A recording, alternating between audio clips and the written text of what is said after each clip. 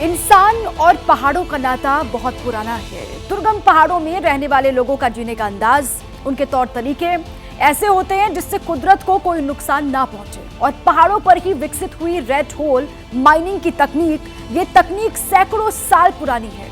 उत्तरकाशी की सुरंग को भेदने के लिए कई तरह की कवायदें हुई, कई मशीनें आजमाई गई, लेकिन अंत में रेड होल माइनिंग की तकनीक ही काम आई। पहाड़ों को तोड़ना जोखिम है। पहाड़ों के बीच सुरंग बनाना तो और भी खतरनाक है। लेकिन इंसान बरसों से पहाड़ की इस चुनौती से लड़ता आया है और इस काम को अंजाम देने के लिए सबसे पहले जिस तकनीक का इस्तेमाल किया गया वो है रेड होल माइनिंग, यानी चूहे की तरह खुदाई।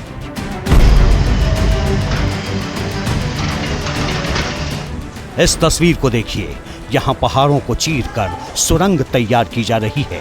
अंदर घुप अंधेरा है, लेकिन हेलमेट की रोशनी में कुछ लोग बड़े सधे तरीके से पत्थरों पर औजार चला रहे हैं। ये अपनी हिम्मत और लगन से बड़े बड़े पहाड़ों को चीर डालते हैं। इनका हुनर ऐसा है कि बड़ी बड़ी चट्टानों के बीच ये रास्ता बना लेते हैं। और सबसे खास बात यह है कि इनके काम से न कभी चट्टान खिसकते हैं और न ही पहाड़ दरकते हैं। मतलब न कोई खतरा, न कोई टेंशन, और रिजल्ट 100%। और अब इस उत्तरकाशी की तस्वीर पर आते हैं जिसने पूरे देश की धड़कनें बढ़ा रखी थी। 4 किलोमीटर से भी लंबी ये सुरंग जब धंसी, उस वक्त 41 मजदूर टनल के करीब 250 मीटर अंदर फंसे थे। उनके सामने करीब 70 मीटर का मलबा आ गिरा और वे टनल में फंस गए। शुरू में मलबे को सामान्य तरीके से खुदाई कर बाहर निकाला जा रहा था, लेकिन ऐसा करने में डर था कि कहीं मलबे को बाहर निकालते वक्त ऊपर से और मलबा ना आ गिरे। ऐसे में अमेरिकन ऑगर मशीन की मदद ली गई। ऑगर मशीन ने मलबे में ड्रिल कर करीब 60 मीटर तक एक रेस्क्यू पाइप फिट किया, जिसकी मदद से मजदूरों को बाहर निकाला जाना था। लेकिन मलबे में लोहे की छड़ आ जाने से ये कोशिश बेकार चली गई। यही नहीं, ऑगर मशीन के भी चीथड़े हो गए।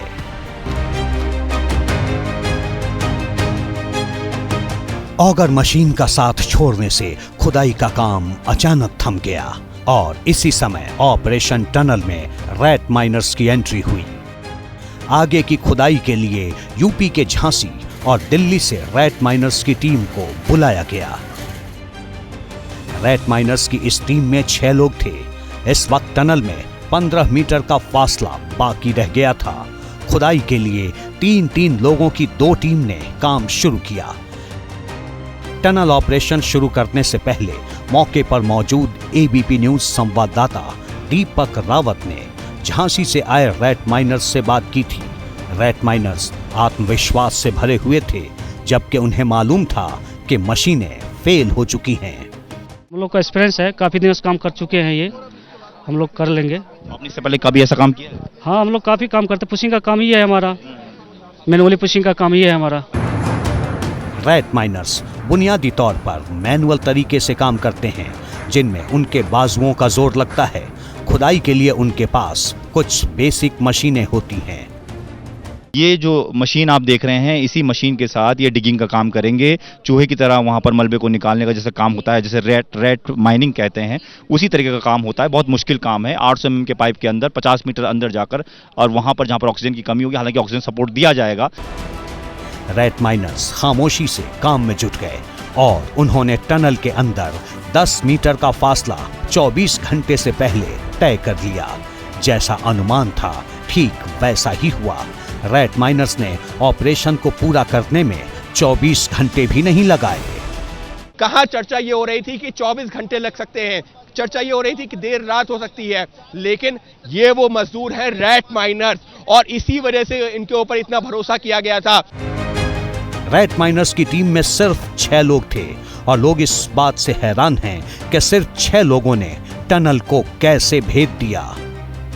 दरअसल इस टीम ने खुदाई के लिए ड्रिल मशीनों का इस्तेमाल किया। 2 रैट माइनर्स पाइपलाइन में अंदर गए। एक आगे का रास्ता बनाता गया और दूसरा मलबे को ट्रॉली में भरता रहा। बाहर खड़े 4 लोग पाइप के अंदर से एक बार में 6 से 7 किलो मलबे वाली ट्रॉली को बाहर खींचते रहे। पत्थरों को निकालने में तसले और रस्सी की भी मदद ली गई। अंदर के 2 लोग जब थक गए तो बाहर से 2 अंदर चले गए।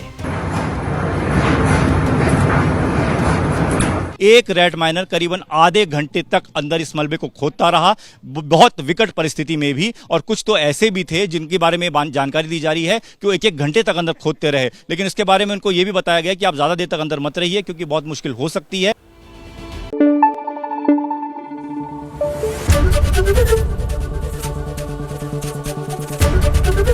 एबीपी न्यूज आपको रखे आगे।